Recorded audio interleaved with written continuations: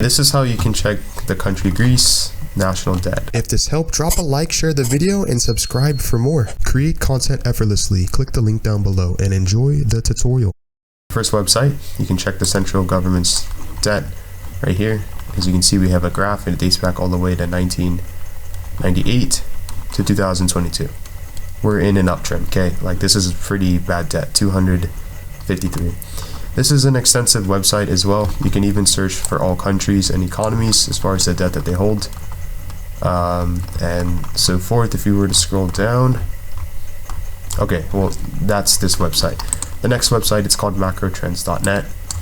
Personally, it's one of my favorite because it's more straightforward and it shows debt all the way from 1960 to 2024, and you even lead back from the year 2018 to 2021. As you can see, there is a 237 decline in debt, and we even have an uptrend of debt, or we have a graph, I should say.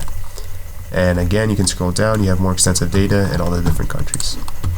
Last website, the third website, one of the best, usdebtclock.org. You can type this in. I'll leave all links down in the description. If we scroll down, underneath Belgium we have Greece, and above Indonesia we have Greece, and it's $537 trillion of national debt. Oh, and by the way, if you go to the left hand screen, it shows you that there's 10 million people currently living in the country Greece. If you ever plan on moving, more or less, give or take, it's up to you. And that's how you find the debt completely for free. Subscribe for more tutorials, drop this video a like, share the video,